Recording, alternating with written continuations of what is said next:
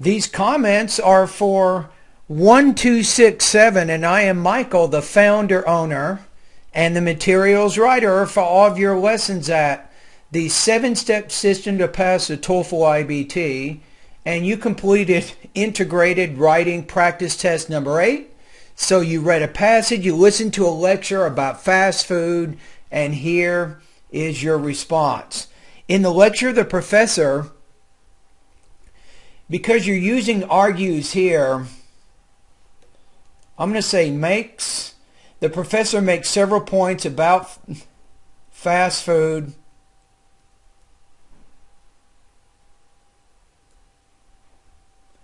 The speaker argues that people,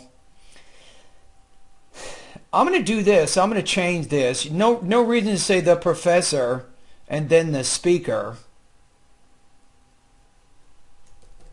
So making several points about fast food, put a comma here.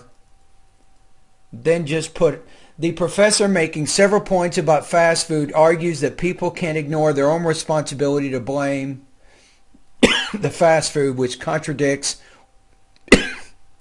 what the reading passage states. And in the lecture, he uses 3 specific points to support his ideas. The first point that the speaker uses to cast doubt on the reading passage is that it states the long-term effects of obesity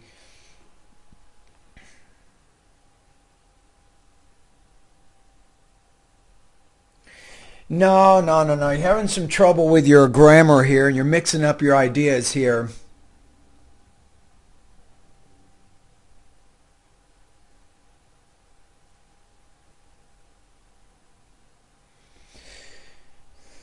I'm going to say are not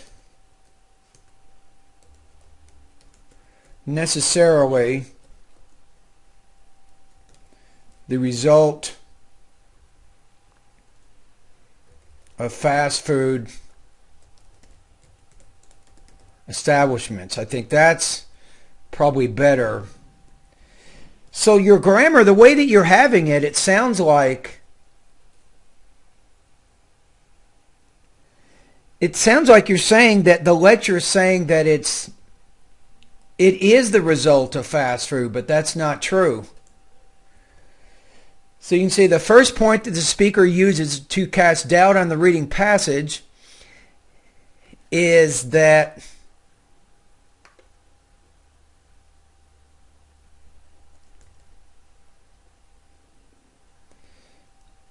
the long-term effects of obesity are not necessarily the result of fast food establishments. According to the speaker, you probably don't have to say he thinks. You can just say obesity. Obesity is caused by an unhealthy lifestyle.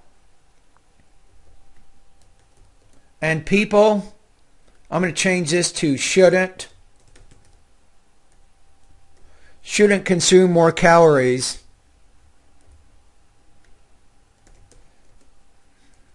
You need to put then in there because you have more than they need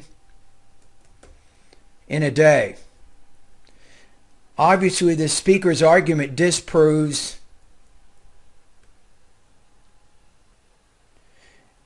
you don't need that. You want to say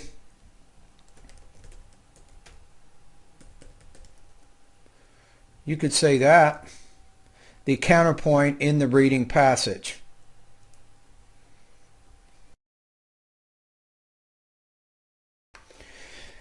Okay, here we want to say maybe unlike the past, the speaker asserts, and I like that word asserts, by the way, that's a great reporting verb, asserts that consumers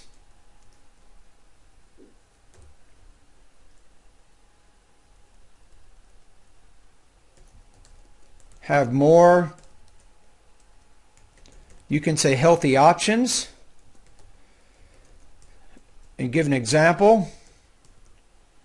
I think the lecture says such as fruit, vegetables, and salads. And the fast food restaurants must show the calorie count the calorie count in the menu of every item. But is that true? Is that true? We got to check. Okay, so let's go to the lecture here. Let's see what we have, right? We have, it says also in states like California and New York, the calorie count of each menu item must be on the menu so the consumer is more informed. Not exactly. So not exactly. So what do you have to do here? If you said this,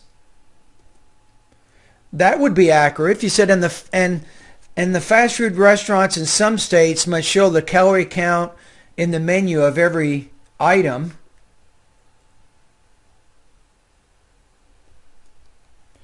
Now, instead of whereas, you probably need to use however, because you're using it to introduce an independent clause. So, however, the author of the reading claims that the unhealthy society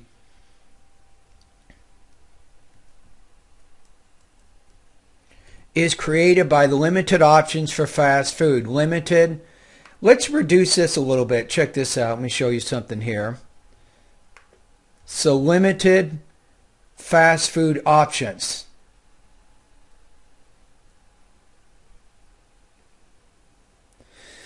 The speaker proves that this claim is indefensible by pointing out that the healthy lifestyle and the healthy diet are more important.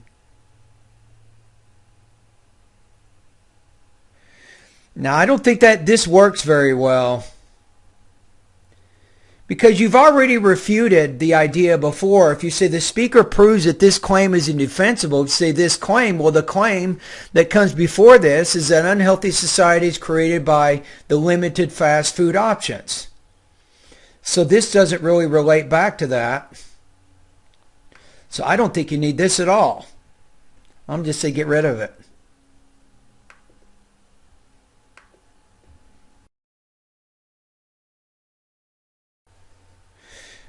Okay, let's see what we have here. So your next paragraph, despite the statement in the reading that fast food restaurants encourage gluttony, I'm going to say by providing unlimited free refills of you might say sodas and other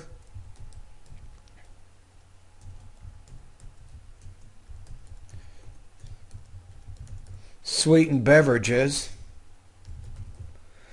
The speaker contends that the restaurants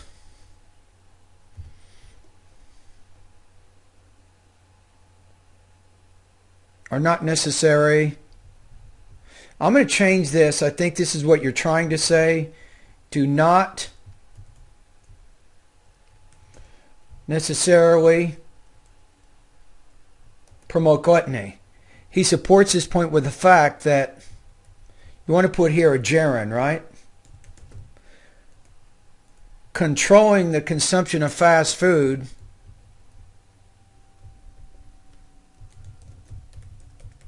and drinking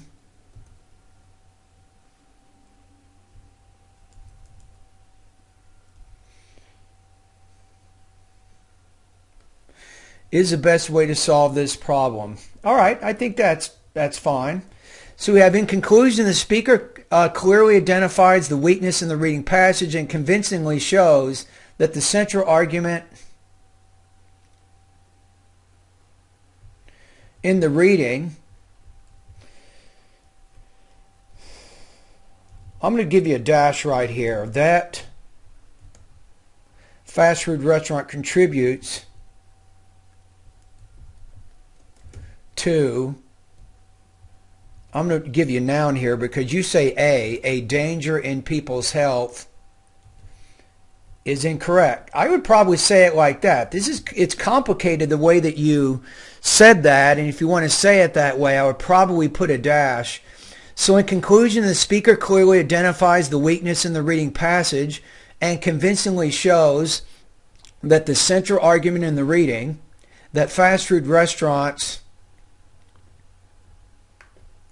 contribute to a danger in people's, to a danger to, maybe, a danger to people's health is incorrect.